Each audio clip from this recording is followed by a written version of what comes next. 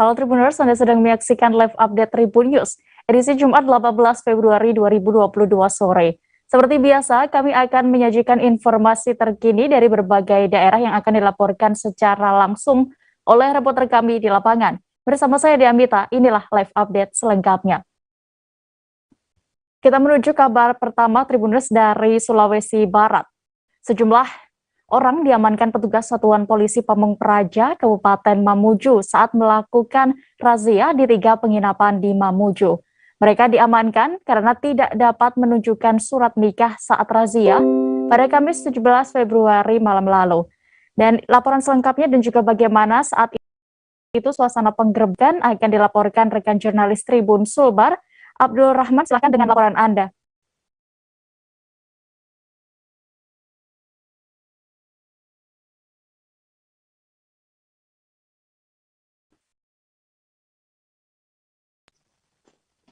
Ya, halo rekan dia dan Tribuners. Saya akan melaporkan terkait razia yang dilakukan oleh Satuan Polisi Pamung Praja Kabupaten Mamuju di 3 penginapan di dalam kota Mamuju, di mana pada Kamis malam Satpol PP Kabupaten Mamuju melakukan penertiban di 3 penginapan ini dan menemukan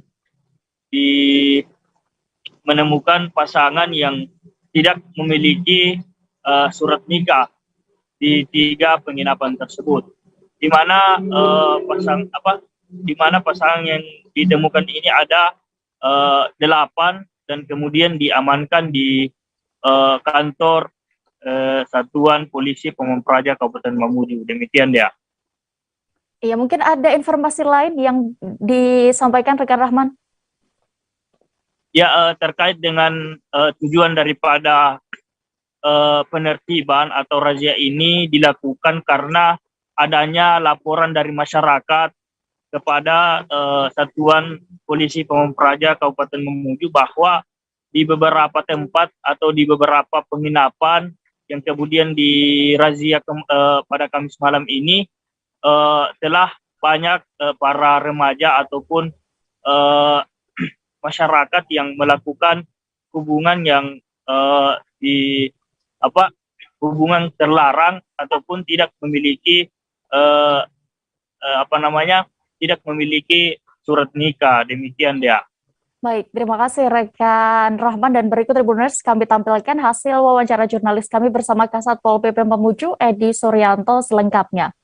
Ya, selamat malam teman-teman, bahwa pada malam hari ini kami dari Satpol PP dan Kabupaten Mamuju melakukan razia kepada penginapan-penginapan di mana terdapat penyakit sosial yang ada di dalamnya.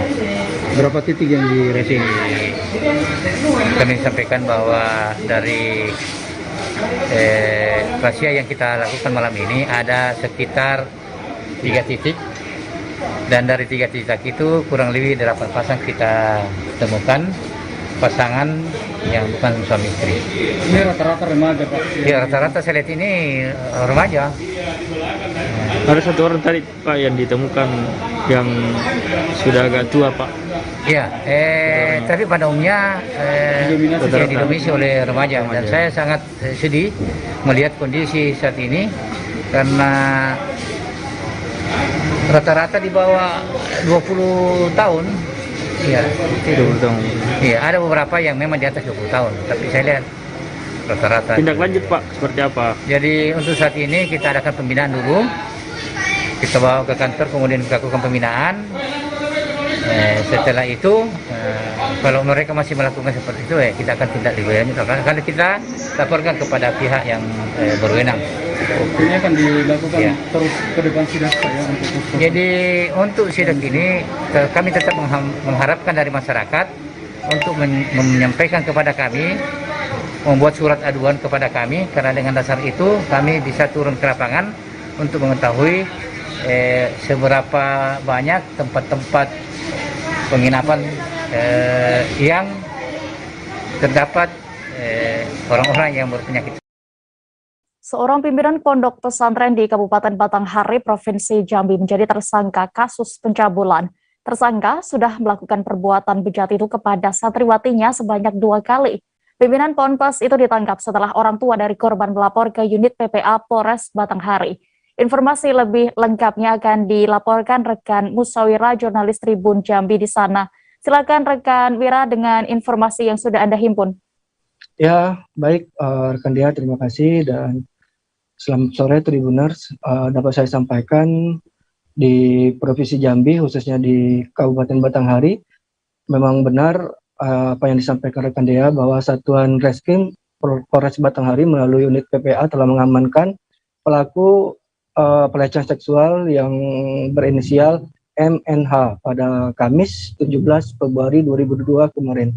Setelah orang tua santri melaporkan kejadian tersebut kepada pihak kepolisian. Dan saat diamankan dan dipinta keterangan, Kapolres Batanghari AKBP M. Hasan menggelar konferensi pers di Mapolres Batanghari. Kapolres saat konferensi pers menyebut bahwa di pondok pesantren yang berlokasi di Kabupaten Batanghari sebelumnya belum tidak terjadi hal demikian. Namun hari belakangan ini, tepatnya pada tanggal 11 dan tanggal 12 Februari 2022, ada peristiwa pelecehan seksual terhadap santrinya. Pelaku yang masih muda, berusia 22 tahun, merupakan pimpinan, pengasuh, maupun pengajar di pondok pesantren tersebut. Tersangka di saat menyampaikan keterangan kepada pihak kepolisian mengaku memang telah melakukan aksi itu sebanyak 2 kali kepada santriwatinya. Dan diketahui di saat konferensi pers, Kapolres Batanghari mengaku bahwa motif kejadian itu berdasarkan dari kegiatan ruqyah yang berlangsung pada 2 hari itu di pondok pesantren. Namun di balik modus tersebut atau kegiatan ruqyah tersebut terdapat perbuatan yang tidak pantas. Pelaku diketahui memeluk korban, mencium pipi kiri korban, beserta memegang atau meraba bagian sensitif korban. Dan untuk diketahui korban masih berusia 15 tahun. Menerima tindakan itu, korban lantas melaporkannya kepada orang tua korban yang berlokasi saat itu sedang berada di Kota Jambi. Setelah melaporkannya kepada orang tua korban langsung melaporkan ke Polres Batanghari. Namun Kapolres Batanghari juga mengatakan untuk korban itu dinyatakan masih virgin karena tim penyidik sudah melakukan visum di RSUD Hamba Marubulian. Hasilnya tidak ada selaput yang robek dan belum terjadi persetubuhan. Dan pihak kepolisian setelah mengusut kasus ini juga menyita barang bukti berupa 2 bra dan 2 celana dalam yang dipakai korban di hari pertama.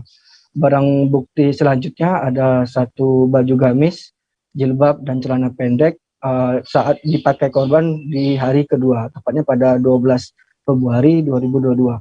Pelaku yang berinisial MNH itu sehari-hari mengajar di ponpes tersebut. Meski diketahui ponpes yang tempat pelaku pimpin dan dalam kegiatan belajar itu belum terdaftar di instansi terkait, dan saat dilakukan aktivitas di ponpes tersebut sudah berlangsung selama 1 tahun berdasarkan keterangan dari Persatuan Pondok Pesantren di Kabupaten Batanghari. Atas kejadian ini, rekan Dea, pelaku dikenakan ancaman selama paling singkat 5 tahun dan paling lama 15 tahun dan denda paling banyak 5 miliar. Begitu informasi dari pelaku pelecehan seksual di Kabupaten Batanghari. Saya kembalikan ke studio. Baik, terima kasih rekan Musawira, dan berikut Tribuners kami tampilkan keterangan dari Kapolres Batanghari AKBP M. Hasan terkait kasus pencabulan yang dilakukan pimpinan Ponpes di Jambi selengkapnya. Sebagai spontanitas hasrat laki-laki kepada lihat perempuan. Karena setiap hari berinteraksi bersama-sama, diajarkan masyarakat agama untuk niat jahatnya tadi, niat buruknya tadi itu muncul. Ketika pondok pengajian tersangka ini berdiri? sudah hampir setahun lebih loh. Untuk tersangka Pak, ada hubungan apa dengan para korban Pak? Untuk hubungan tidak ada, hanya sebagai siswa ataupun murid di dalam mempelajari agama. Untuk pelaku sendiri apakah sudah berumah tangga? Untuk pelaku masih belum. Kabar berikutnya datang dari Bali, Tribuners. Setelah dilaporkan hilang dan dilakukan pencarian selama 2 hari, warga dusun Antugan, Desa Jehem, Kecamatan Tembuku, Kabupaten Bangli berhasil ditemukan. Warga yang hilang ini bernama Ni Nengah Tangsi ditemukan dalam kondisi meninggal dunia di dasar tebing dengan kedalaman 50 meter. Informasi lengkapnya dan juga bagaimana proses evakuasi dari korban akan dilaporkan rekan Freddy Mercury, jurnalis Tribun Bali di sana. Silakan rekan Freddy dengan laporan Anda. Ya, terima kasih rekan Dea. Bisa saya laporkan bahwa kejadian pertama, hilangnya nenek Tangsi, bisa kita bilang seperti itu, terjadi pada hari Rabu tanggal 16 Februari, bermula ketika nenek Tangsi pergi meninggalkan rumah pada pagi hari untuk mencari kayu bakar di sekitar rumahnya. Namun karena diduga nenek Tangsi yang sudah berusia 72 tahun ini sedikit agak pikun, maka beliau mencari kayu bakar terlalu jauh, bahkan sampai jaraknya sampai 1 kilometer dari rumahnya dia. Nah, biasanya dari menurut keterangan dari pihak keluarga, nenek Tangsi ini memang sehari-harinya mencari kayu bakar di sekitaran rumah. Maka dari itu ketika hari Rabu nenek Tangsi meminta izin pergi keluar, pihak keluarga tidak melarang dan membiarkannya karena memang nenek Tangsi akan pulang dengan selamat. Namun di hari itu, di tanggal 16 Februari, nenek Tangsi hingga siang hari pukul 14.00 tidak kunjung pulang ke rumah. Pihak keluarga mulai sedikit resah hingga akhirnya berusaha untuk melakukan pencarian di titik lokasi yang biasa menjadi tempat nenek Tangsi mencari kayu bakar ini. Namun hingga petang, Rabu petang, bahkan pencarian dilakukan sampai jam 4 pagi, nenek Tangsi tidak kunjung ditemukan. Pencarian pada hari itu dilakukan dengan tetabuhan gamelan karena sesuai dengan kepercayaan warga sekitar agar nenek Tangsi bisa segera ditemukan. Namun hingga hari Kamis masih belum ditemukan, hingga akhirnya pihak keluarga melaporkan kejadian hilangnya nenek Tangsi ini ke kepolisian. Oleh kepolisian, setelah dilakukan pemeriksaan, dimintai keterangan dari pihak keluarganya, selanjutnya dilakukan pencarian lagi pada hari Kamis hingga pukul 4 pagi lagi dan masih belum ditemukan.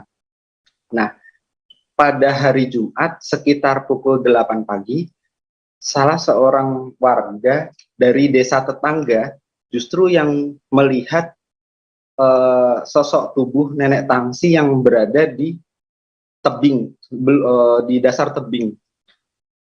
Dia saat itu sedang mencari rumput, lalu tidak sengaja menoleh ke timur dan melihat bagian punggung dan kaki. Karena yang bersangkutan juga memang sudah mendengar informasi ada orang hilang dari desa Antugan, dari dusun Antugan, maaf. Maka yang bersangkutan setelah mencari rumput itu kembali ke atas untuk memanggil salah satu temannya karena dia juga merasa ketakutan melihat tubuh itu. Nah, bersama temannya mereka berdua mendekati tubuh itu untuk memastikan benar atau tidak yang dilihat oleh orang tersebut.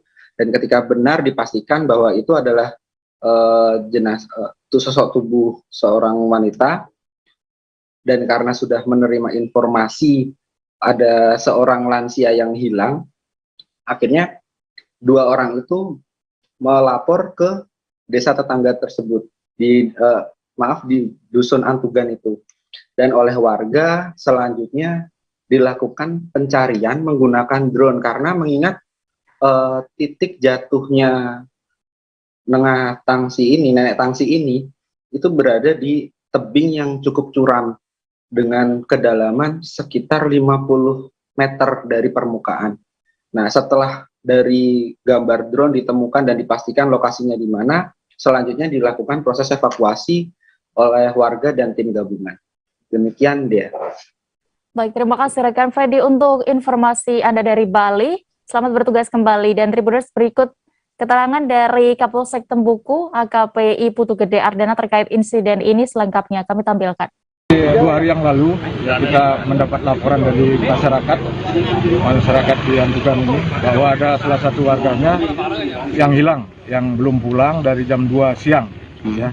Kemudian dengan adanya laporan itu kita bersama masyarakat berupaya menelusuri sepanjang jalan, sepanjang kebun, karena informasinya korban ini pamit ke kebun. Ya, pamitnya ke kebun. Ngapain itu, Nan? Ya biasa biasanya nyari bahan bakar ya. Oh, kayu bakar. Sayang ya, sang itu. Yeah. Nah, kemudian setelah itu kami telusuri bersama anggota dan masyarakat, sangat luar biasa masyarakatnya bisa membantu kami, sehingga dengan berusaha bersama-sama masyarakat mencari ya selama 2 hari, dan tadi siang ini sekitar jam 11-an ya mungkin kurang lebih baru dapat informasi dari masyarakat bahwa ada orang ditemukan di tengah-tengah antara tebing, belum sampai jatuh di pinggiran sungai. Sehingga dengan adanya informasi itu kita segera menuju TKP ya, dengan dukungan masyarakat baik dari BPBD juga ya, kita sama-sama masyarakat ya, kepala desa dan Pak Camat juga sama-sama mencari ya.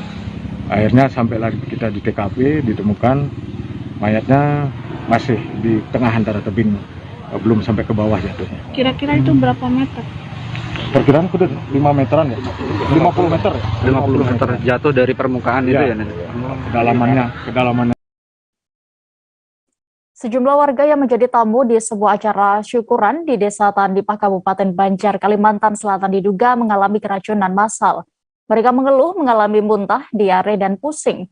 Sejumlah warga yang dinominasi anak-anak ini pun harus terbaring di bangsal unit gawat darurat Puskesmas Aluh-Haluh untuk dirawat.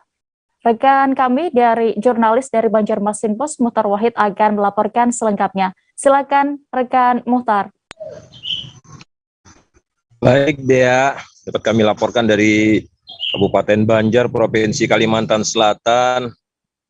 Hari ini kondisi pasien yang dikabarkan keracunan itu sudah mulai membaik. Mereka berangsur setelah dirawat pihak Puskesmas Aluh-Aluh, setelah sebelumnya ya hari Kamis malam sekitar pukul 9 mereka dievakuasi oleh masyarakat dibantu Polsek Aluh dari desa mereka, Desa Tanipah namanya, akibat diduga keracunan makanan. Mereka sebelumnya hadiri syukuran ya di rumah warga. Kapolsek mengatakan rumah itu adalah rumah Junaidi, warga RT 3 Desa Tanipah, yang melakukan syukuran ulang tahun ke-8 anaknya bernama Yusuf. Di situ disuguhkan makanan dan minuman. Nah, makanan yang diduga membuat warga muntah-muntah sekitar 19 orang ya, berdasarkan hasil pengecekan kami di lapangan, walaupun di medsos itu disebutkan sekitar puluhan. Setelah kami cek ke Puskesmas ternyata hanya 19. Dari 19 itu 16 adalah anak-anak. Kemudian 2 orang remaja usia 17 tahun dan 1 orang dewasa. Nah, mereka setelah dievakuasi dengan perahu dari desa mereka ke Puskesmas Alu-alu mereka mendapatkan cairan infus ya, ditangani langsung oleh petugas medis, kemudian berangsur-angsur hari ini membaik. Nah, kemudian Kapolsek Alu-alu menegaskan sudah mengambil sampel dari makanan, berikut juga permen dan muntah dari para korban itu untuk diteliti di laboratorium. Dan informasinya sementara yang dapat kami laporkan dari Kabupaten Banjar, Mukhtar Wahid, reporter Banjarmasin Post, kembali ke Dea Mita. Baik, terima kasih rekan Mukhtar. Berikut Tribuners kami tampilkan terkait kejadian ini, ada keterangan dari Kepala Puskesmas Alu-alu dan juga Kapolsek Alu-alu. Berikut selengkapnya. Tadi malam sebenarnya sudah tertangani, pasien sudah karena pada dasarnya keracunan adalah muntah, mual dan muntah. Jadi terapi pertama dan utama adalah mengembalikan cairan itu dengan cara infus dan injeksi anti muntah. Hanya itu. Jadi kalau itu sudah bisa masuk, sudah alhamdulillah kita sudah lakukan, insya Allah akan tertangani dan itu terbukti. Di jam 11 malam, tengah malam itu sudah bisa tidur enak. Bapak Junedi di Desa Tanipah melaksanakan kegiatan acara ulang tahun anaknya M.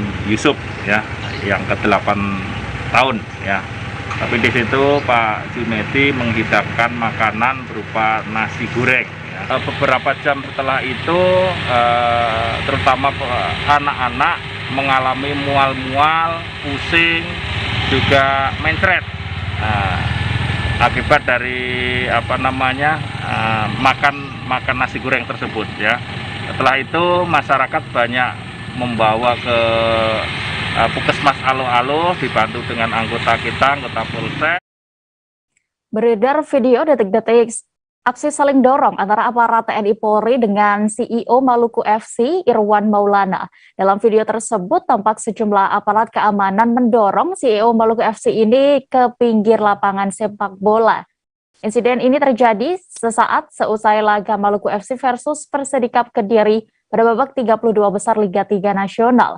Bagaimana fakta dan juga laporan selengkapnya? Saat ini kami sudah tersambung dengan jurnalis Tribun Ambon, ada Dedi Aziz yang akan melaporkan. Silakan rekan Dedi. Ya, baik, selamat sore Dea dan Tribuners. Dapat dilaporkan memang kemarin Maluku FC sempat terlibat kericuhan dalam ajang Liga 3 skala nasional di babak 32 besar, di mana saat itu Maluku FC bertemu dengan klub asal Kabupaten Kediri, Persidikap Kabupaten Kediri, pada lanjutan grup W 32 besar Liga 3 Nasional. Dan di akhir laga memang sempat terjadi kericuhan di mana terlihat dalam video berdurasi 48 detik CEO Maluku FC Irwan Maulana saling dorong dengan aparat TNI Polri. Nah, diketahui memang saat dikonfirmasi Tribun Ambon, manajer Maluku FC Zaidna Azhar bin Tahir, dia mengatakan bahwa memang Maluku FC sejak awal pertandingan itu sudah merasa dicurangi atau perangkat pertandingan dirasa berat sebelah begitu ke tim Persidikap Kediri. Oleh sebab itu beberapa keterangannya kami himpun, antara lain adalah menurut Maluku FC, dari segi permainan Maluku FC cukup mendominasi, bahkan lebih unggul dulu dan lebih dulu membobol gawang lawan dan berhasil unggul di menit-menit awal begitu. Kemudian pada babak kedua malah salah satu pemain Maluku FC diganjar kartu merah oleh wasit, dan patut dipertanyakan kartu merah yang diterima tanpa kartu kuning terlebih dahulu seperti itu. Puncaknya malah saat terjadi tambahan waktu 4 menit di babak injury time begitu, ketika waktunya sudah lewat namun memang para pemain atau wasit, maksud kami para wasit dan perangkat pertandingan masih melanjutkan pertandingan.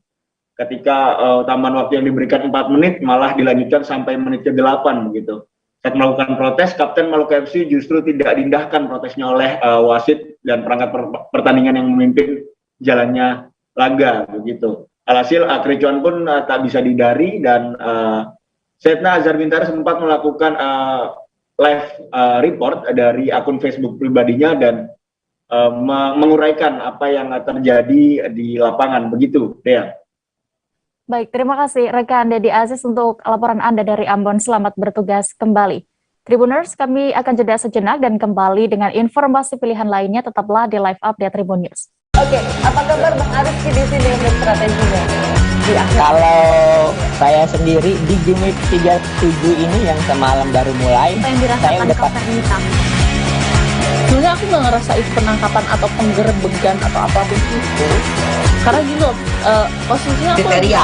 Jadi kita mengenal disebut dengan stroke yang tidak berdarah dengan stroke yang berdarah. Stroke yang tidak berdarah itu biasanya ditandai dengan adanya penyumbatan. Kalau itu terjadi di sini mungkin pikirnya tidak ke situ kali ya, tapi kalau di Korea atau di Kamboja itu ada beberapa paper yang saya itu mas, ya dulunya tukang koran. Oh gitu ya, tukang koran. Ya saya baca itu pak. Tuh kan pernah baca kan? Ya. Jadi kalau saya jadi tanggal itu udah bersyukur banget. Si anak ini dijadikan sebagai tersangka begitu. Ya, kalau ini kita bicara yang di luar kasus Sebongombo ya. Dengan nama hujan shower, di mana terdapat batas jelas antara daerah hujan dan tidak hujan yang biasanya terjadi pada fase awal mature stage atau tahap berbahaya tuh Kang. Jadi mulai artinya terjadinya perlembekan. Nah itu untuk penetrasi akan sulit gitu ya. Dok, saya ini menurut saya memang tidak mudah, bukan urusan tanah diambil. Kalau misalnya Amerika Serikat sekarang, Rasulullah mengatakan dalam sebuah hadis bahwa berpuasa di 6 hari Syawal itu. Oke, apa kabar Bang Arif di sini untuk strateginya? Kalau saya sendiri di Jumit 37 ini yang semalam baru mulai, Apa yang dirasakan Kapten Hitam? Sebenarnya aku nggak ngerasa itu penangkapan atau penggerebekan atau apapun itu. Karena gini loh, posisinya aku kriteria. Jadi kita mengenal disebut dengan stroke yang tidak berdarah dengan stroke yang berdarah. Stroke yang tidak berdarah itu biasanya ditandai dengan adanya penyumbatan. kalau itu terjadi di sini mungkin pikirnya tidak ke situ kali ya, tapi kalau di Korea atau di Kamboja itu ada beberapa paper yang saya itu mas, ya dulunya tukang koran. Oh gitu ya, Tukang koran. Ya saya baca itu pak. Tuh kan pernah baca kan? Ya. Jadi kalau saya jadi tanggal itu udah bersyukur banget. Si anak ini dijadikan sebagai tersangka begitu. Ya, kalau ini kita bicara yang di luar kasus Sebongombo ya. Dengan nama hujan shower, di mana terdapat batas jelas antara daerah hujan dan tidak hujan yang biasanya terjadi pada fase awal mature stage atau tahap berbahaya tuh Kang. Jadi mulai artinya terjadinya perlembekan. Nah itu untuk penetrasi akan sulit gitu ya. Dok, saya ini menurut saya memang tidak mudah, bukan urusan tanah diambil. Kalau misalnya Amerika Serikat sekarang, Rasulullah mengatakan dalam sebuah hadis bahwa berpuasa di 6 hari Syawal itu. Oke, apa kabar Bang Arif di sini untuk strateginya? Kalau saya sendiri di Jumit 37 ini yang semalam baru mulai, Apa yang saya dirasakan udah Kapten Hitam? Sebenarnya aku nggak ngerasa itu penangkapan atau penggerebekan atau apapun itu. Karena gini loh, posisinya aku kriteria. Jadi kita mengenal disebut dengan stroke yang tidak berdarah dengan stroke yang berdarah. Stroke yang tidak berdarah itu biasanya ditandai dengan adanya penyumbatan. kalau itu terjadi di sini mungkin pikirnya tidak ke situ kali ya, tapi kalau di Korea atau di Kamboja itu ada beberapa paper yang Saya itu mas, ya dulunya tukang koran. Oh gitu ya, Tukang koran. Ya saya baca itu pak. Tuh kan pernah baca kan? Ya. Jadi kalau saya jadi tanggal itu udah bersyukur banget. Si anak ini dijadikan sebagai tersangka begitu. Ya, kalau ini kita bicara yang di luar kasus Sebongombo ya. Dengan nama hujan shower, di mana terdapat batas jelas antara daerah hujan dan tidak hujan yang biasanya terjadi pada fase awal mature stage atau tahap berbahaya tuh Kang. Jadi mulai artinya terjadinya perlembekan. Nah itu untuk penetrasi akan sulit gitu ya. Dok, saya ini menurut saya memang tidak mudah, bukan urusan tanah diambil. Kalau misalnya Amerika Serikat sekarang, Rasulullah mengatakan dalam sebuah hadis bahwa berpuasa di 6 hari Syawal itu. Oke, apa kabar Bang Arif di sini untuk strateginya? Kalau saya sendiri di Jumit 37 ini yang semalam baru mulai, Apa yang saya dirasakan udah Kapten Hitam? Sebenarnya aku nggak ngerasa itu penangkapan atau penggerebekan atau apapun itu. Karena gini loh, posisinya aku kriteria. Jadi kita mengenal disebut dengan stroke. Kembali di live update, kita menuju kabar berikutnya dari Kalimantan Utara. Hingga hari ini, Jumat 18 Februari 2022, Luder, korban diterkam buaya di Tanah Tidung masih dilakukan pencarian. Diketahui Luder menjadi korban terkaman buaya saat mencuci kaki di kanal Sungai Supa pada Rabu lalu. Pencarian korban juga sudah memasuki hari ketiga untuk saat ini. Laporan selengkapnya akan diinformasikan rekan Risnawati, wartawan Tribun Kaltara yang sudah bergabung di sana. Halo rekan Risna, silakan dengan informasi Anda. Halo Dea, ya. Untuk pencarian Luter di kanal Sungai Supa memasuki hari ketiga, sampai saat ini juga Luter belum ditemukan. Kemudian pada pencarian hari ketiga ini, Tribun Kaltara sempat mewawancarai keluarga korban yang mengatakan akan mendatangkan pawang buaya dari Sebuku Kabupaten Nunukan. Hal ini kata keluarga korban sebagai upaya pihak keluarga untuk menemukan korban dan buaya tersebut. Bahkan di pencarian hari kedua sebelumnya, pihak keluarga juga sempat membawa kambing untuk keperluan ritual ya. Kemudian juga pihak keluarga berharap semua lini dapat bekerja dan mengambil peran masing-masing untuk menuntaskan hal itu. Kemudian dia meminta semua pihak turut andil dalam membasmi hama yang sudah mengkhawatirkan ini. Mengingat sudah ada 2 warga yang menjadi korban terkaman buaya di kanal Sungai Supa itu.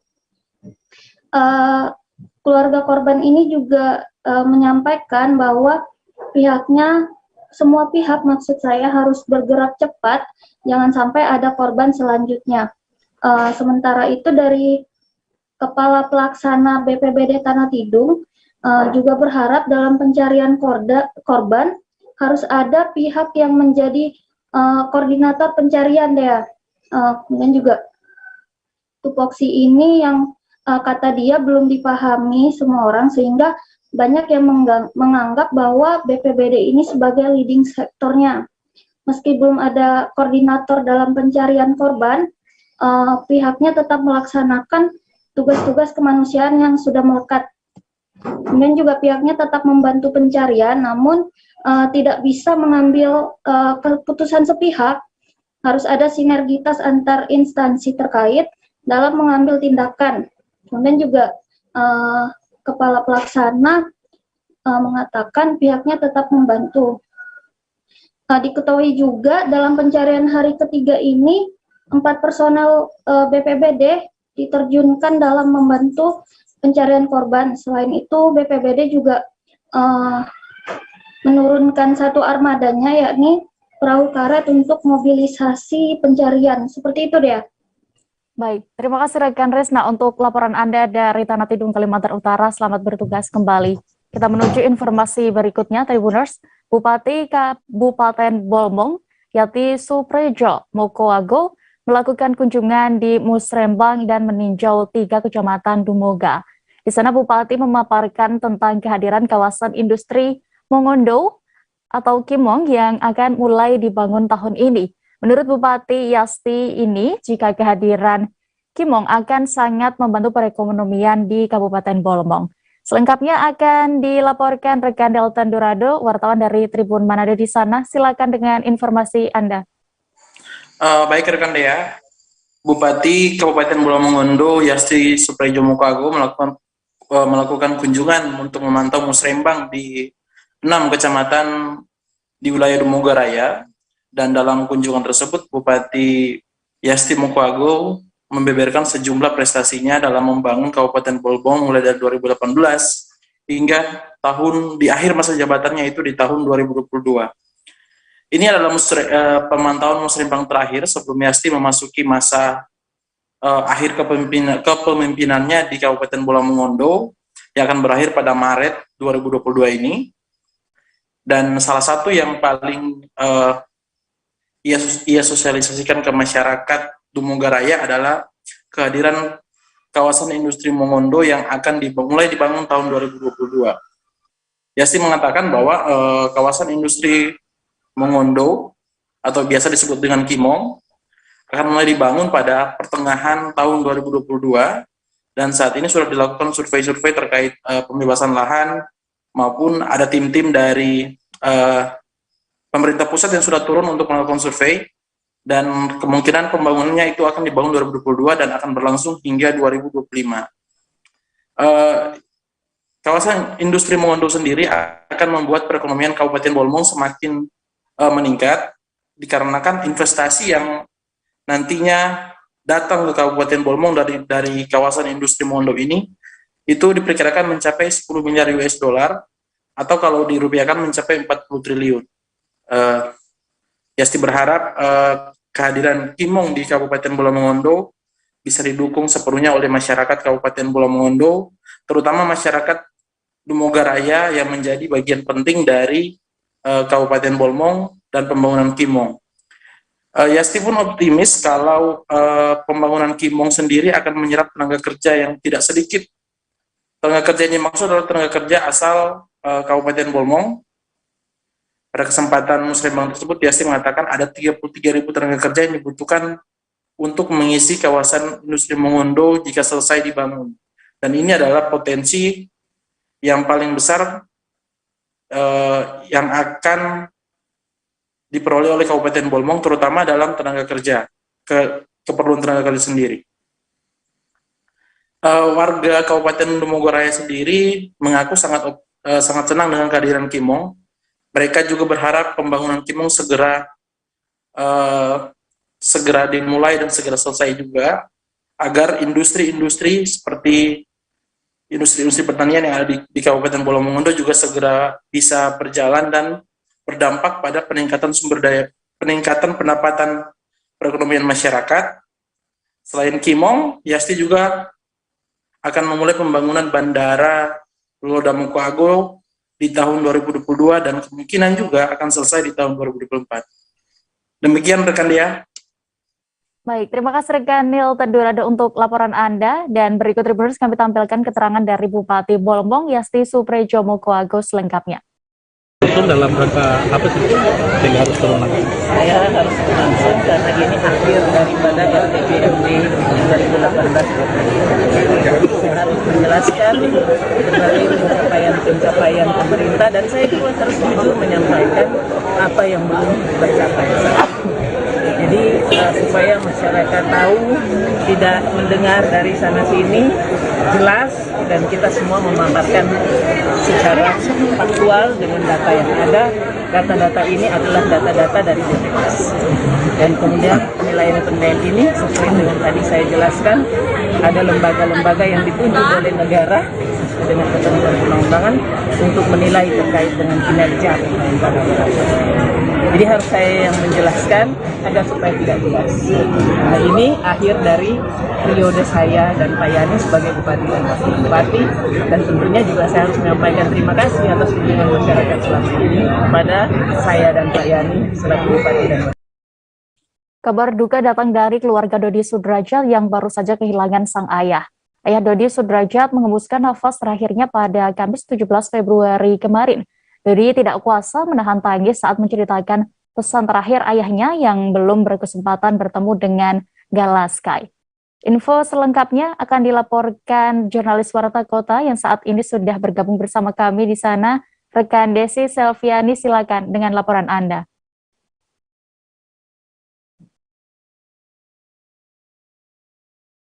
Ya, kalau rekan Dea, saat ini saya tengah berada di Kemayoran, Jakarta Pusat. Kita berumah duka dari mendiang kakek Vanessa Angel, Haji Abbas Sabri. Beliau meninggal pada hari Kamis kemarin, pukul 5:30 sore. Beliau meninggal di usia 91 tahun. Haji Abbas Sabri meninggalkan 4 anak, salah satunya yakni ayah dari Vanessa Angel, Dodi Sudrajat. Ayah dari Vanessa Angel sendiri tidak dapat menahan air matanya saat melepas kepergian dari sang ayah. Dodi sempat menangis, apalagi saat terkenang dari pesan terakhir ayahnya yang ingin bertemu dengan cicitnya yang merupakan anak dari Vanessa Angel, Galaskay. Sebelumnya, Dodi mengaku sempat meminta kepada besannya, Faisal, untuk bisa mempertemukan Galaskay dengan buyutnya. Namun demikian, Dodi tidak juga mendapatkan izin dari Faisal untuk membawa Galaskay pulang ke rumah. hal itulah yang membuat Dodi merasa bersalah dan menyesal atas perlakuan Faisal yang tidak memberikan izin untuk menemukan Galaskai dengan kakek buyutnya. Seperti itu rekan dia. Baik, terima kasih rekan Desi Selviani untuk laporan Anda. Selamat bertugas kembali. Berikut Tribuners, tadi juga rekan jurnalis kami sudah melakukan wawancara bersama ayah almarhumah Vanessa Angel, Dodi Sudrajat. Kami tampilkan selengkapnya. Dodi kesini terus ya pengen meluk aja. Dia lah, ayah saya lagi tidur, saya cium itu keningnya, saya peluk. Ya. Waktu itu saya mau kerja ya. Mau kerja saya mampir ke sini bawain susu, bawain pampers juga buat ayah saya. Tapi beliau lagi tidur. Tapi saya cium, saya bisikin dengan kalimat assalamualaikum. Jadi Dodi mau jalan ya. Itu aja saya mau bilang apa? Enggak sih rasa tak apa-apa. Pak, pesan terakhir kakek Vanessa Angel apa Pak? Pesan sebelum meninggal yang Bapak ingat? Belum tersampaikan, ada lihat galak. Makam Dorce Gamalama di TPU Bantarjati, Kecamatan Cipayung, Jakarta Timur kini sudah dipasangi nisan. Nisan kayu itu dibuat dan dipasang oleh pihak Sudin Pertamanan dan Hutan Kota Jakarta Timur. Nisan di makam Dorce berwarna hitam dengan tulisan berwarna putih sehingga jelas terbaca. Dan informasi lengkapnya Tribuners, bagaimana juga penampakan terkini di sana akan dilaporkan rekan reporter Tribun Jakarta ada Nur Indah Farah. Halo rekan Indah, bagaimana dengan laporan Anda? Baik Dea dan rekan Tribuners, bisa disampaikan bahwa Dorce Gamalama telah tutup usia pada usia 58 tahun, di mana ia telah sebelumnya menjalani perawatan di Rumah Sakit Pertamina Simpruk. Kemudian saat berpulang ke Rahmatullah, Dorce Gamalama diketahui positif COVID-19 sehingga dirinya dimakamkan dengan protokol atau prosedur SOP COVID-19. Disampaikan juga bahwa Dorce Gamalama dimakamkan di TPU Bantarjati, Kelurahan Setu, Kecamatan Cipayung, Jakarta Timur pada hari yang sama, yakni 16 Februari 2022 lalu. Kemudian sebelum dimakamkan di TPU Bantarjati, Dorce Gamalama sempat disolatkan lebih dulu di masjid yang didirikannya pada tahun 2006 silam, yakni di Masjid Al-Hayu yang terletak di RT 1 RW 3 Kelurahan Lubang Buaya, Kecamatan Cipayung, Jakarta Timur. Namun lantaran Dorce Gamalama positif COVID-19, maka penyelamatan jenazah berlangsung di pelataran masjid, di mana peti jenazah tidak dikeluarkan dan hanya dibuka sedikit dari dalam mobil jenazah, sehingga para pelayat dan keluarga serta anak angkat Dorce Gamalama menyolatinya dari luar masjid. Kemudian di TPU Bantarjati sendiri pemasangan nisan baru dilakukan pada 1 hari setelah pemakaman atau hari Kamis 17 Februari 2022. Di mana bisa disampaikan kepada Tribuners bahwa tadinya pihak Sudin Pertamanan dan Hutan Kota Jakarta Timur masih berdiskusi dengan pihak keluarga apakah nama yang tertera menggunakan bin atau binti. Karena diketahui memang Dorce Gamalama sebelumnya sempat mengatakan di beberapa media massa bahwa dirinya ingin dimakamkan secara perempuan. Namun pada kenyataannya di hari penyolatan di Masjid Al-Hayu menggunakan cara laki-laki atau niat untuk jenazah laki-laki. Kemudian begitupun di kuburan, yakni di TPU Bantarjati, dan menggunakan doa untuk jenazah laki-laki. Sehingga pada 1 hari setelah pemakaman, di hari Kamis, disepakati oleh keluarga melalui ahli waris bahwa nama yang tertera adalah bin. Adapun penulisan pada papan nisan yakni Dedi Yuliardi dalam kurung Dorce Ashadi bin Ahmad yang lahir pada 21 Juli 1964, kemudian wafat pada 16 Februari 2022. Bisa disampaikan juga Tribuners bahwa memang Dorce Gamalama dimakamkan secara laki-laki karena memang Dorce Gamalama lahir dengan berjenis kelamin laki-laki, maksud saya, dan memiliki nama asli Dedi Yuliardi Ashadi. Kemudian mengawali karir sebagai pelawak, dia dikenal dengan nama panggung Dorce Ashadi. Kemudian berganti lagi seiring banyak masyarakat yang mengenal Dorce menjadi Dorce Gamalama. Seperti itu, Dea. Baik, terima kasih rekan Nur Indah Farah Audina untuk laporan Anda dari Jakarta. Selamat kembali bertugas. Kita menuju informasi berikutnya, Tribuners. Anggota pasukan oranye atau sebutan bagi petugas kebersihan di Kota Barabai, Kabupaten Hulu Sungai Tengah menjadi peternak ulat manggot. Tepatnya berlokasi di Jalan Hevea, Barabai. Peternakan itu juga berada di kawasan bank sampah organik berbasis lalat hitam. Selengkapnya dan juga bagaimana pekerjaan dari para peternak ulat ini di sana akan dilaporkan rekan Hanani, wartawan Banjarmasin Post yang sudah bergabung bersama kami di sana. Silakan rekan Hanani.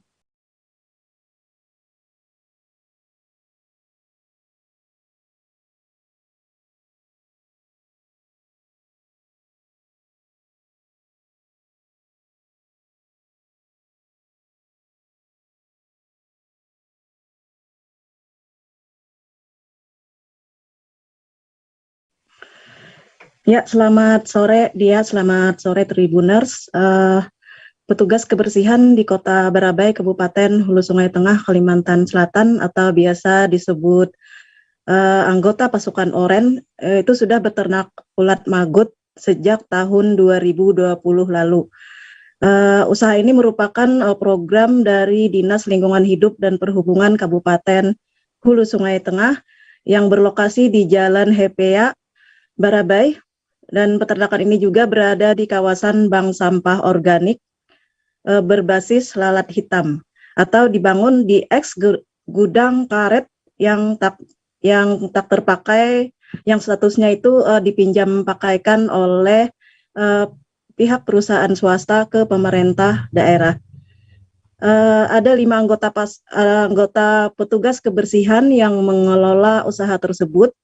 Mereka masing-masing diberikan tugas di mana 3 orang mencarikan pakan berupa makanan sisa, baik dari sayuran maupun buah-buahan yang membusuk, maupun makanan sisa di warung-warung. Sedangkan untuk 2 anggota lainnya itu mengurus tempat penangkaran hingga memberi makan dengan makanan sisa tadi.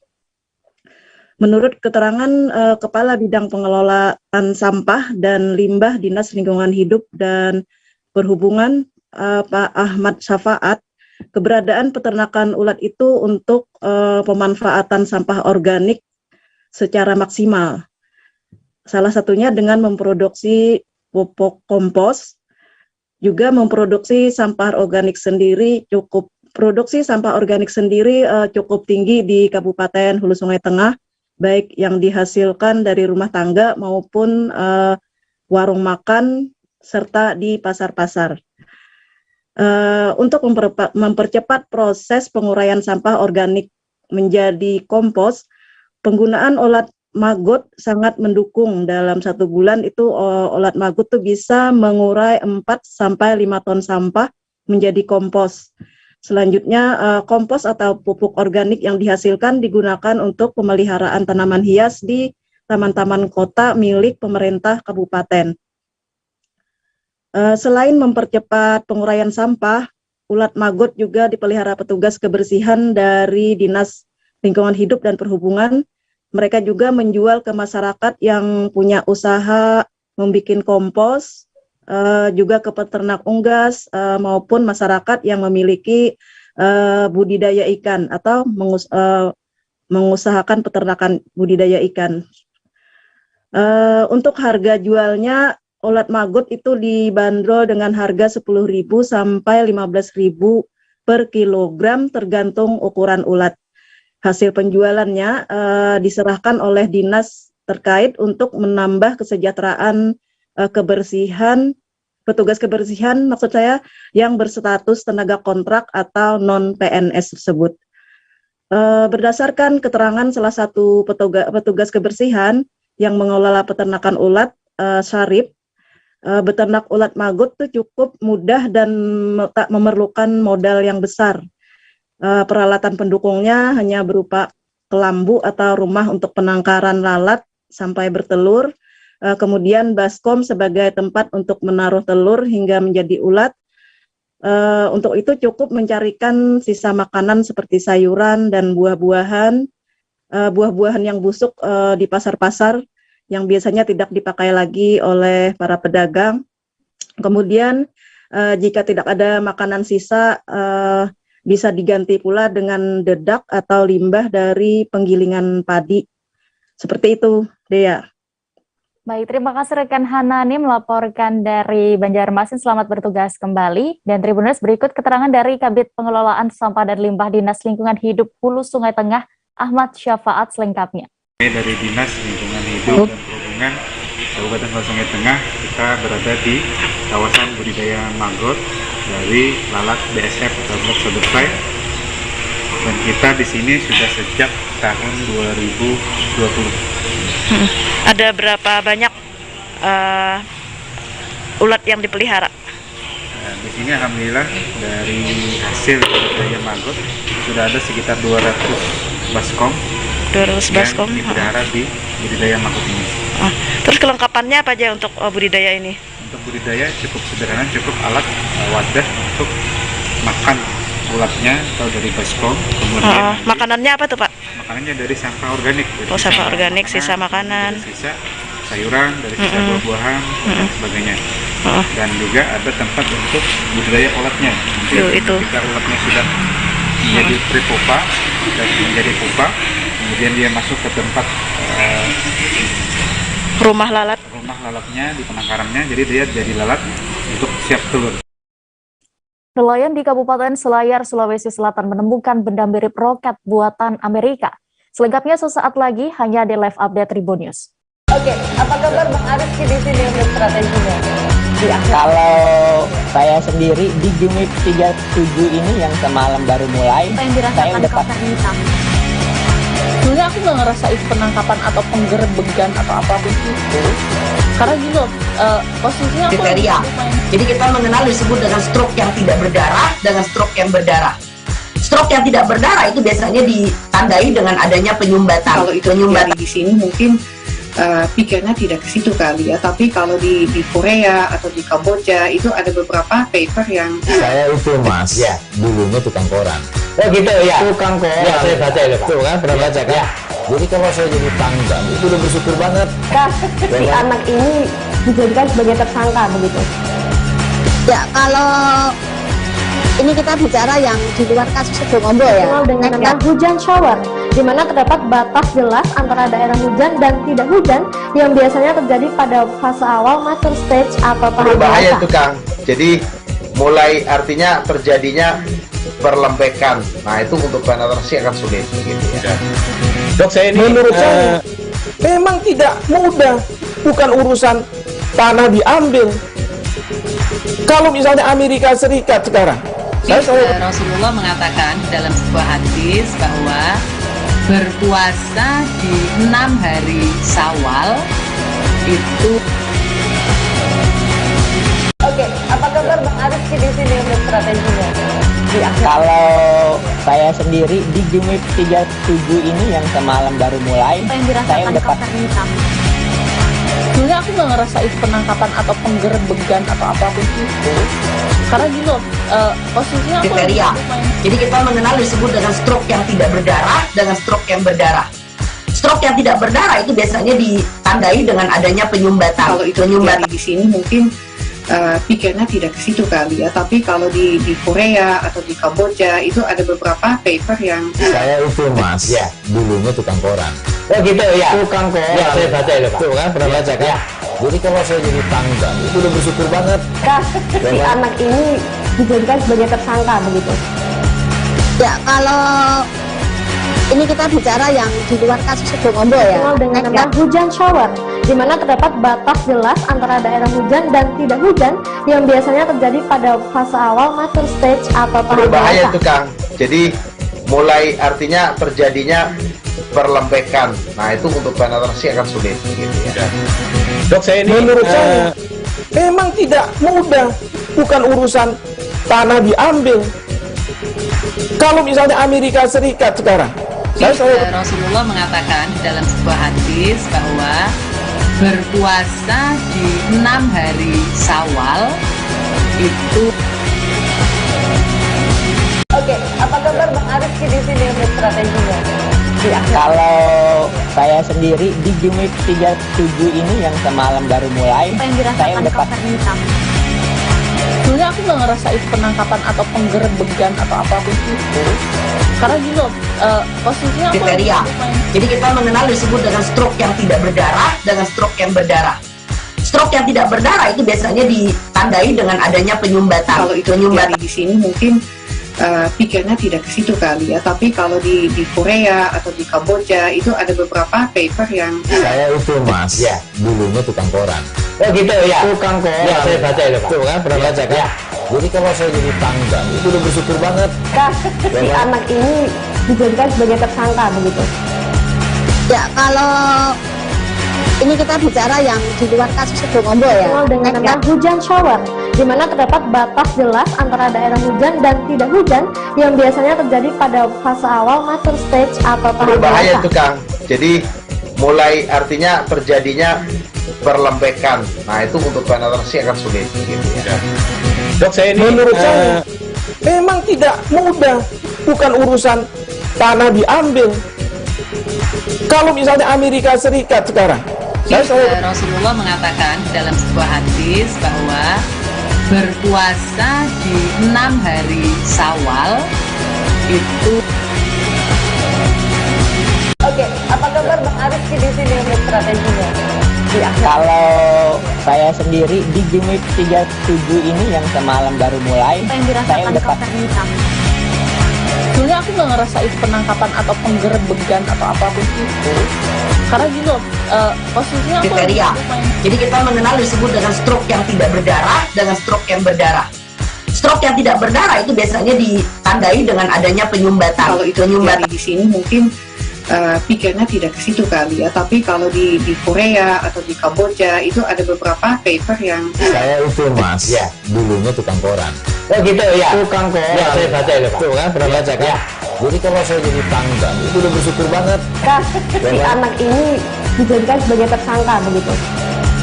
Ya, kalau ini kita bicara yang di luar kasus Situbondo ya. Dengan nama hujan shower, di mana terdapat batas jelas antara daerah hujan dan tidak hujan yang biasanya terjadi pada fase awal mature stage atau tahap Berbahaya dewasa. itu Kang. Terima kasih Anda masih menyaksikan live update Tribun News. Kita menuju informasi berikutnya. Petugas gabungan dari Polri dan TNI di Nunukan, Kalimantan Utara berhasil menggagalkan penyelundupan 6 kg sabu ke Parepare, Sulawesi Selatan. Aslinya penumpang inisial IS, 25 tahun, diciduk di atas KM Aditya karena kedapatan membawa narkoba yang diikat di badannya. Selain itu ada 2 penumpang lain yakni berinisial RI, 28 tahun, dan ID, 23 tahun yang membersamai IS. Saat ini kami sudah tersambung dengan reporter Tribun Kaltara, ada Febrianus Felis yang akan melaporkan selengkapnya bagaimana penangkapan ini. Rekan Felis, silakan dengan laporan Anda. Halo rekan Dea dan Tribuners, dapat saya jelaskan kembali petugas gabungan dari TNI dan Polri di Nunukan, Kalimantan Utara berhasil menggagalkan penyelundupan 6 kg sabu ke Parepare, Sulawesi Selatan pada Rabu 16 Februari 2022 siang. Kapolsek kawasan Pelabuhan Tununtakan Nunukan AKP Alimin mengatakan informasi dugaan penyelundupan sabu berawal dari Kasdim 019 Nunukan Mayor Infanteri Aditya Susanto, bahwa dimungkinkan adanya penumpang KM Aditya tujuan Parepare yang membawa narkotika golongan 1 jenis sabu. Mendengar itu, Alimin memerintahkan jajaran Polsek kawasan Pelabuhan dengan dibantu Satres Narkoba Polres Nunukan, Satgas Lantas, Kodim, dan Bea Cukai untuk mengecek setiap penumpang yang akan berlayar menuju Parepare. Alhasil sekira pukul 11 waktu Indonesia Tengah, petugas gabungan TNI Polri menciduk penumpang inisial IS berusia 25 tahun di atas KM Aditya dengan 2 bal sabu yang melekat di badan pria asal Kabupaten Bone, Sulawesi Selatan itu. Alimin kemudian mengaku 2 bal sabu itu memiliki berat 2 kg yang posisinya diikat dalam badan tersangka menggunakan stagen. Sementara itu 2 tersangka lainnya yang berinisial RI, 28 tahun, seorang perempuan asal Nusa Tenggara Timur yang berdomisili di Nunukan. Sedangkan tersangka berikutnya ID, berusia 23 tahun, pria asal Pinrekang, Sulawesi Selatan. Diketahui IS dan ID, keduanya merupakan pekerja migran Indonesia yang ada di Malaysia, berstatus ilegal karena keduanya tidak memiliki dokumen yang sah. Kedua tersangka itu mengaku sebagai pekerja kebun dan masuk ke Indonesia melalui Sungai Ular. hari sebelum adanya penangkapan dan sempat menginap di salah satu hotel yang ada di Nunukan. Lebih lanjut, Alimin sampaikan bahwa tersangka IS bisa lolos masuk ke dalam pelabuhan hingga ke atas kapal lantaran lebih dulu masuk ke dalam pelabuhan sebelum KM Aditya berlabuh. Ketiga tersangka itu, kata Alimin, dijanjikan upah sebesar Rp10.000 atau setara dengan Rp34.120.000 bila sabu 6 kg itu berhasil lolos dibawa ke Parepare. Namun saya jelaskan kembali bahwa tiga tersangka itu sudah lebih dulu dibayar atau diberikan upah oleh Bandar Sabu yang ada di Malaysia masing-masing Rp3.000 atau setara Rp10.236.000, dan bila sampai ke Parepare akan diberi lagi sebesar Rp10.000. Dan ketiganya merupakan kurir. Kini ketiga tersangka itu bersama barang bukti sabu sudah diamankan ke Mako Polres Nunukan untuk diproses lebih lanjut. Pasal yang dipersangkakan terhadap ketiga tersangka itu yakni pasal 114 ayat 2 Undang-Undang Nomor 35 Tahun 2019 tentang narkotika dengan ancaman pidana penjara paling singkat 6 tahun dan paling lama 20 tahun. Demikian informasi yang sementara ini yang dapat saya sampaikan terkait penggagalan penyeludupan 6 kg sabu ke Parepare, Sulawesi Selatan. Dari Kabupaten Nunukan, Kalimantan Utara, Felix kembali ke dia di studio.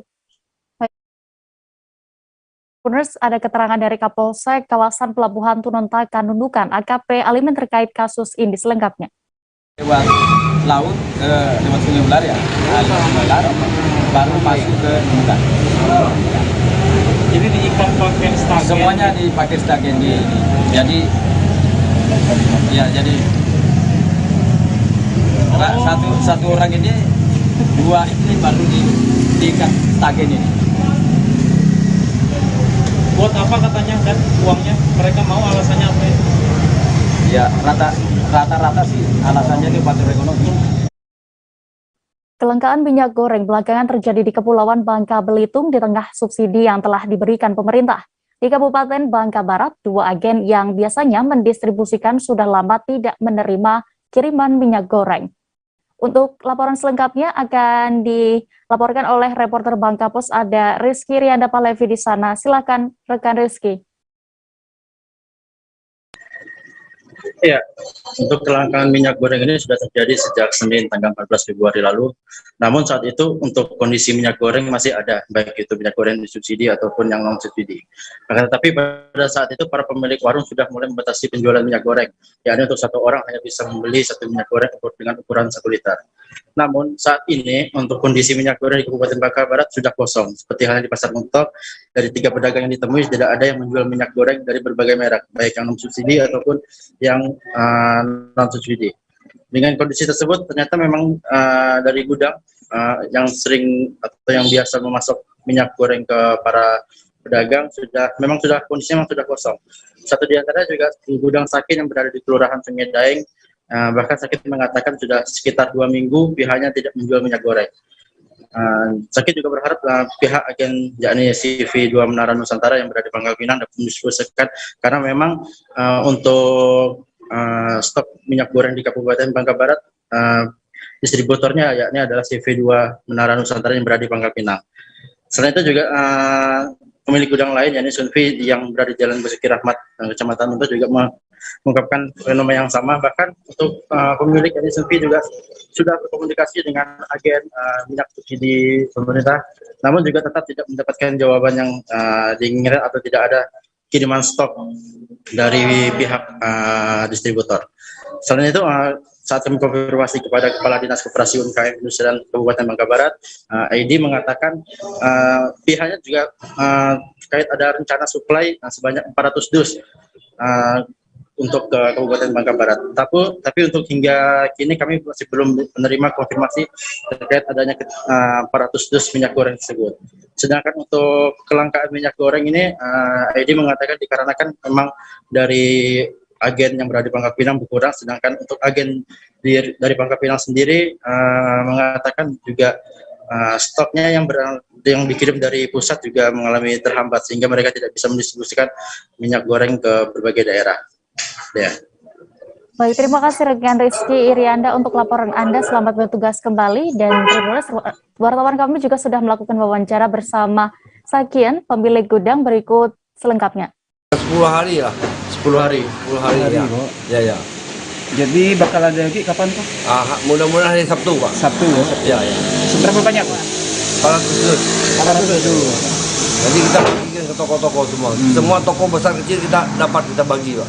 Ya. Itu minyak apa kok yang? Fortune. Ya, minyak Fortune. Untuk minyak lainnya kok merek-merek lain aja ada Pak? Minyak lain kami tidak jual Pak. Oh, memang tidak jual lah? Ya. Cuma jual, hanya Fortune. Kita beralih ke Provinsi Lampung. Minyak goreng yang langka di beberapa daerah berdampak juga di wilayah Kabupaten Lampung Selatan. Bupati Lampung Selatan Haji Nanang pun melakukan inspeksi mendadak terkait harga dan persediaan minyak goreng di minimarket di sana. Selengkapnya akan diinformasikan rekan Domi Desmantri, reporter Tribun Lampung yang saat ini sudah bergabung bersama kami di sana. Silakan dengan laporan Anda. Baik, rekan Dea, bisa saya jelaskan. Tim gabungan dari Forum Komunikasi Pimpinan Daerah atau Forkompinda Lampung Selatan, dalam ini adalah Bupati Lampung Selatan, Nanang Ermanto, Kapolres Lampung Selatan, AKBP Edwin, dan Kepala Kejaksaan Negeri Lampung Selatan, Dwi Astuti Beniati, melakukan sidak ke beberapa minimarket yang ada di Kota Kalenda dan juga sekitar Kota Kalenda. Rombongan tim gabungan Forkompinda Lampung Selatan tersebut berangkat dari rumah Dinas Bupati Lampung Selatan, lalu menuju ke minimarket yang ada di Jalan Lintas Sumatera, tepatnya di depan Kodim Lampung Selatan. Lalu rombongan Bupati Lampung Selatan menemukan botol kemasan minyak goreng yang disimpan di bawah meja kasir minimarket tersebut. Lalu ketika Bupati Lampung Selatan Nanang Ermanto menanyakan kepada salah satu petugas kasir di sana, mereka mengatakan barang atau minyak tersebut emang sengaja ditaruh di bawah meja minimarket tersebut karena barang tersebut baru datang dan belum dipajang di etalase. Lalu ketika pembeli ingin membeli, baru mereka akan memberikan kepada mereka begitu. Lalu Bupati Nanang Ermanto juga mengimbau kepada petugas minimarket supaya ketika ada barang yang ada segera dipajang di etalase agar masyarakat pun dapat melihatnya. Lalu rombongan juga sempat mengecek gudang di minimarket tersebut dan tidak menemukan barang lainnya selain 6 botol minyak goreng yang disimpan di bawah meja kasir tersebut. Lalu rombongan sempat mengecek ke salah satu ruangan yang di dalamnya terdapat banyak sekali kardus-kardus warna coklat bertuliskan minyak. Namun ketika dicek ternyata kardus tersebut berisi dokumen-dokumen begitu. Lalu rombongan juga sempat mengecek ke lokasi lain, yaitu di minimarket yang ada di Simpang Tolok Kalenda, yaitu Alfamart yang ada di sana, tidak menemukan timbunan minyak juga. Lalu di Indomaret Simpang Palas. Lalu Bupati Lampung Selatan juga mengimbau kepada masyarakat ataupun pihak minimarket maupun pedagang tradisional untuk tidak menimbun minyak goreng, karena bisa saja pihak pemerintah kabupaten atau pemerintah daerah dapat menutup usaha mereka. Lalu Kapolres Lampung Selatan juga AKBP Edwin sempat mengatakan jika ada masyarakat ataupun pedagang yang sengaja menimbun minyak tersebut dapat dikenakan sanksi pidana begitu. Lalu Kejaksaan Negeri Lampung Selatan juga melalui Kejari Lampung Selatan Dwi Astuti Beniati mengatakan bagi masyarakat ataupun warga yang mengetahui ada lokasi atau toko yang menyimpan minyak goreng atau menimbun minyak goreng, segera laporkan kepada mereka dan mereka siap untuk melakukan tindakan begitu. Baik, rekan dia. Baik, terima kasih rekan Domi Desmantri untuk laporan Anda dari Lampung Selatan. Selamat bertugas kembali. Kita menuju Jawa Barat, Tribuners. ratusan tenaga kesehatan yang bertugas di Kabupaten Bogor terpapar COVID-19. Para nakes tersebut harus menjalani isolasi mandiri selama beberapa waktu ke depan. Bantuan nakes dari TNI Polri pun dikerahkan. Informasi lengkapnya akan dilaporkan rekan Naufal Fauzi, reporter Tribun Bogor di sana. Halo rekan Naufal, silakan dengan informasi Anda. Baik, rekan-rekan Tribuners dan juga rekan Dea di studio, saya informasikan bahwa terkait lonjakan COVID-19 di wilayah Kabupaten Bogor, belakangan ini memang tengah mengalami lonjakan tinggi, yang mana kasusnya berada di angka 1.000, bahkan mencapai 2.000 kasus positif baru dalam sehari. Di tengah lonjakan kasus COVID yang tinggi ini, Satgas COVID Kabupaten Bogor mengumumkan bahwa ada ratusan tenaga kesehatan atau nakes yang terpapar COVID. Berdasarkan data per tanggal 14 Februari 2022 kemarin, angka nakes atau tenaga kesehatan di Kabupaten Bogor yang terpapar COVID ini mencapai di angka 301 orang. Kemudian, 2 hari kemudian, angka tersebut mengalami lonjakan cukup tinggi, tepatnya pada tanggal 16 Februari 2022. Angka nakes yang terpapar COVID naik tinggi, jadi mencapai 763 orang. Namun untuk kondisi terkini, untuk hari ini, tepatnya yang berdasarkan data yang dirilis Satgas COVID Kabupaten Bogor, saat ini untuk tenaga kesehatan sebagian sudah dinyatakan sembuh dan angkanya saat ini sudah berada di angka sekitar 500 orang karena sebagian diantaranya yang sempat terpapar COVID sudah dinyatakan sembuh. Bupati Bogor Ade Yasin mengatakan bahwa untuk para tenaga kesehatan yang terpapar COVID di Kabupaten Bogor ini rata-rata memang tidak memiliki gejala atau OTG, sehingga mereka kebanyakan menjalani isolasi mandiri di rumah masing-masing untuk sementara waktu, untuk kemudian nantinya dinyatakan sembuh setelah menjalani isolasi. Dan Bupati Ade Yasin juga mengakui bahwa dari total sekitar 2.800 tenaga kesehatan memang ada pengurangan tenaga imbas banyaknya tenaga kesehatan yang terpapar, namun hal itu menurutnya masih bisa dikendalikan dengan menutupi atau di-backup oleh bantuan tenaga kesehatan yang didatangkan dari instansi lain seperti TNI, Polri, dan juga badan-badan lain yang ada di wilayah Kabupaten Bogor. Demikian. Baik, terima kasih rekan Naufal Fauzi untuk laporan Anda. Berikut Tribuners, rekan jurnalis kami juga sudah melakukan wawancara bersama Bupati Bogor, Ade Yasin. Berikut liputan lengkapnya. Nah, ada saat ini tembus ke angka 300 lebih ya, 300 orang lebih. Jadi data terakhir ya, ditambah dengan minggu-minggu ini karena angkanya juga cukup tinggi.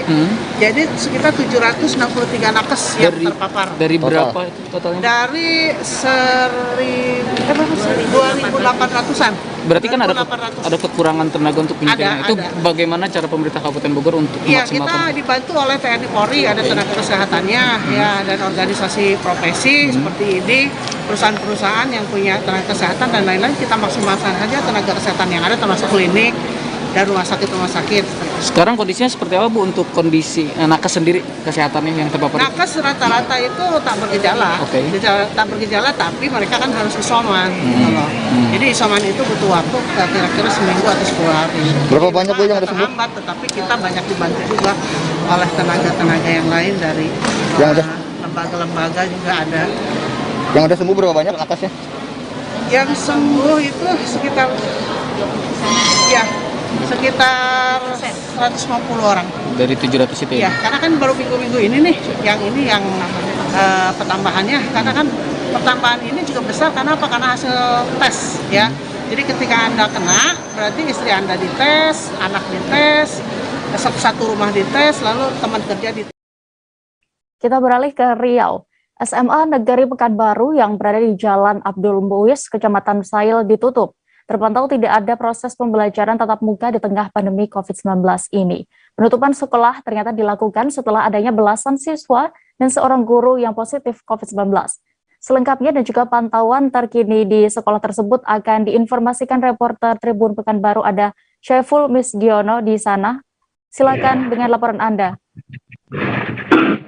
Ya, baik rekan Dea dan pemirsa Tribuners dimanapun berada, dapat kami laporkan bahwa ada belasan siswa SMA Negeri 8 Pekanbaru yang berada di Jalan Abdul Muiz, Kota Pekanbaru dinyatakan positif COVID-19. Total siswa yang terpapar COVID-19 sebanyak 13 orang, kemudian ada 1 orang guru di sekolah tersebut yang juga dinyatakan positif COVID-19. Nah, pasca temuan belasan siswa yang dinyatakan positif COVID-19 tersebut, pihak sekolah kemudian mengambil kebijakan untuk menutup aktivitas belajar mengajar di sekolah tersebut. Sekolah tersebut kemudian dilakukan sterilisasi dengan cara dilakukan penyemprotan desinfektan di seluruh ruang kelas dan ruang majelis guru di sekolah tersebut. Nah, sekolah ini dari informasi yang kami dapatkan di sekolah tersebut bahwa akan ditutup selama 3 hari ke depan dan pembelajaran tatap muka akan dimulai kembali pada Senin depan setelah dilakukan sterilisasi di seluruh ruangan. Dapat kami informasikan juga ya dan pemirsa Tribuners bahwa sejak adanya temuan kasus COVID-19 di SMA Negeri 8 tersebut, Kepala Dinas Pendidikan Provinsi Riau, Dr. Kamsol, akhirnya mengambil kebijakan untuk menutup pembelajaran tatap muka di seluruh sekolah yang ada di Kota Pekanbaru. Artinya bukan hanya SMA Negeri 8 saja yang saat ini dihentikan pembelajaran tatap mukanya, namun seluruh sekolah yang ada di Kota Pekanbaru saat ini tidak diizinkan untuk melaksanakan pembelajaran tatap muka di sekolah. Dan untuk pembelajaran saat ini dialihkan ke sistem daring sampai tanggal 21 Februari mendatang. Nah, setelah masuk pada tanggal 21 Februari mendatang, siswa diperbolehkan melaksanakan pembelajaran tatap muka terbatas di sekolah, namun kapasitasnya hanya boleh 50% dari jumlah ruangan kelas yang ada di sekolah tersebut. Dapat kami sampaikan, Dea dan pemirsa, bahwa pemerintah Provinsi Riau mengingatkan kepada seluruh sekolah yang ada di Provinsi Riau untuk memperketat kembali protokol kesehatan yang ada di masing-masing sekolah. Nah, pesan ini disampaikan secara khusus untuk tim yang tergabung ke dalam Satgas COVID-19 di masing-masing sekolah. Karena tim Satgas inilah yang menjadi salah satu garda terdepan untuk mengawasi jalannya protokol kesehatan yang ada di masing-masing sekolah. Dapat kami informasikan, Dea dan pemirsa, bahwa di Kota Pekanbaru tidak hanya SMA Negeri 8 saja yang siswanya terpapar COVID-19, namun beberapa hari yang lalu ada beberapa SMP, yakni SMP Negeri 1 dan SMP Negeri 18, yang juga siswanya dinyatakan terpapar COVID-19. Nah, agar kondisi ini tidak semakin meluas, maka pemerintah Provinsi Riau mengingatkan kepada sekolah agar memastikan siswanya mematuhi protokol kesehatan dan memastikan Satgas COVID-19 yang ada di masing-masing sekolah bekerja secara maksimal. Dapat kami informasikan juga bahwa kasus COVID-19 di Provinsi Riau sejak beberapa hari belakangan ini terus mengalami lonjakan. Bahkan pada hari Kamis kemarin, penambahan kasus baru pasien COVID-19 di Provinsi Riau mencapai 590 kasus, dan ini merupakan kasus terbanyak sepanjang tahun 2022 ini. Di hari yang sama ada penambahan 102 kasus pasien yang sembuh dan ada 3 pasien yang meninggal dunia akibat COVID-19 di Provinsi Riau. Demikian Dea laporan kami dari Kota Pekanbaru, Provinsi Riau. Selanjutnya kami kembalikan ke Dea di studio. Baik, terima kasih rekan Syaiful Miskiono untuk laporan Anda. Dan Tribuners, kami tampilkan keterangan dari Wakil Bidang Humas SMA Negeri 8 Pekanbaru, Amri MPD, terkait kejadian ini selengkapnya. Sejak kemarin kami sudah mendapatkan informasi dari pihak orang tua dan siswa. Berdasarkan hasil PCR-nya ditemukan ada 13 orang siswa yang terkonfirmasi PCR-nya positif dan 1 orang guru. Dengan adanya terkonfirmasi positif tersebut, maka pihak sekolah melakukan komunikasi dengan berbagai instansi terkait, terutama ke tim gugus COVID Kota Pekanbaru dan Dinas Kesehatan.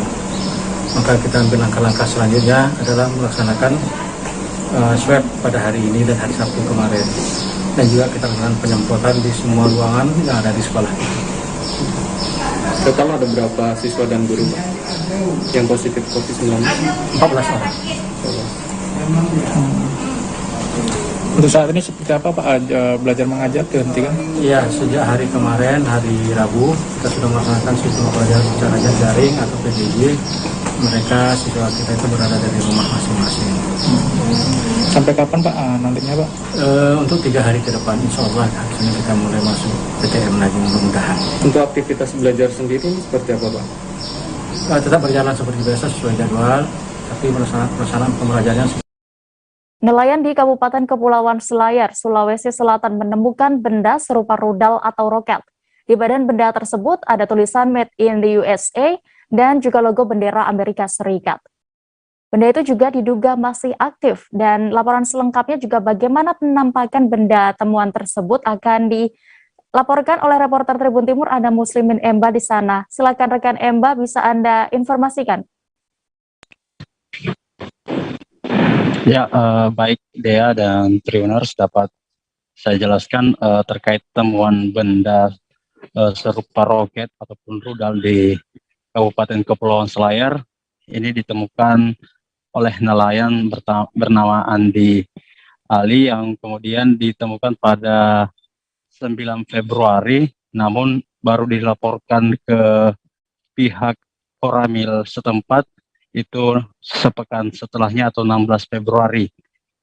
Sang nelayan ini melaporkan temuan benda ini setelah mendapati lampu yang berwarna merah yang terpasang di benda tersebut masih aktif ataupun berkedip.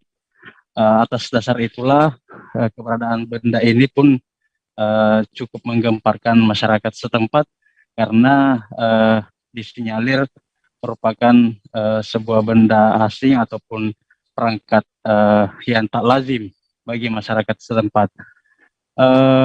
Dari temuan benda ini, pihak Lantamal 6 Kota Makassar itu mengaku telah mengevakuasi benda tersebut ke KRI Fathahillah, tepatnya siang tadi, guna melakukan penyelidikan lebih lanjut atau penelitian terkait benda tersebut. Secara kasat mata, benda ini memiliki diameter 40 cm, berat 9 kg, dan panjang lebih dari 100 cm. Di bagian benda tersebut terdapat logo Amerika Serikat, bendera Amerika Serikat, dan sebuah tulisan bertuliskan Made in USA ataupun buatan Amerika Serikat.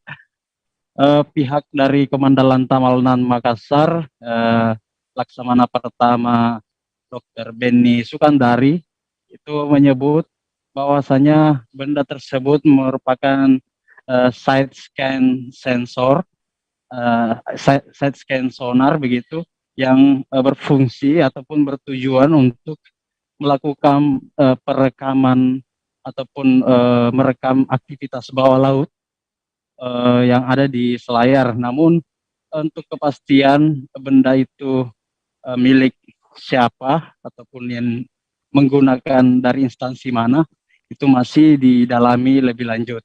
Dia. Baik, terima kasih rekan reporter Tribun Timur Muslimin Emba untuk informasi Anda. Selamat bertugas kembali.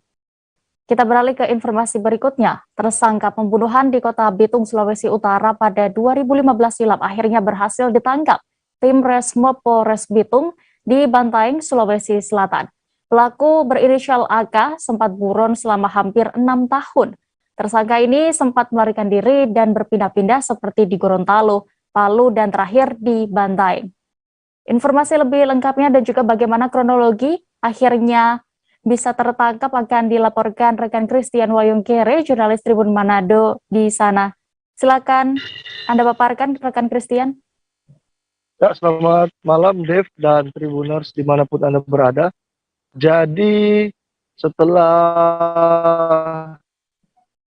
sekitar 6 tahun tersangka tindak pidana penganiayaan menggunakan senjata tajam jenis pisau yang terbuat dari bahan besi putih akhirnya tertangkap oleh tim Resmo Polres Bitung di Bantaeng, Sulawesi Selatan. Dan pengungkapan atau penangkapan ini disampaikan secara langsung oleh AKBP Alam Kusuma Irawan selaku Kapolres Bitung yang menyampaikan dalam konferensi pers dengan wartawan pada hari Kamis kemarin bahwa pihaknya berhasil menangkap tersangka yang melakukan penganiayaan menggunakan senjata tajam di wilayah Bantaeng tanggal atau Provinsi Sulawesi Utara, di mana untuk peristiwa itu tersebut terjadi pada tanggal 26 September tahun 2015 di Kelurahan Karondoran, Kecamatan Ranowulu, Kecamatan Kota Bitung, Provinsi Sulawesi Utara. Dan dari informasi yang kami himpun, penangkapan tersebut terjadi atau dilakukan oleh tim Resmo Polres Bitung pada tanggal pada hari Rabu tanggal 10 Februari tahun 2022. Dan dalam keterangannya saat kami melakukan wawancara, tersangka laki-laki berinisial AK alias Arifin 48 tahun yang tercatat di dokumen kependudukan berdomisili di Kelurahan di satu di antara kelurahan yang ada di Kecamatan Ranowulu, bahwa tersangka ini dalam pelariannya sempat menggunakan nama samaran. Saat ditangkap pada hari itu, tersangka bersama dengan istrinya di dalam rumah, dan keseharian juga tersangka selama berada di Bantaeng melakukan profesi sebagai penjual pakaian di pasar-pasar. Dan dalam pelariannya, tersangka mengaku sempat berpindah-pindah tempat. Pertama dari Manado, kemudian tersangka menaiki taksi gelap ke Palu, ke Gorontalo, kemudian menaiki juga taksi gelap ke Palu, dan terakhir sampai di Bantaeng hingga tertangkap.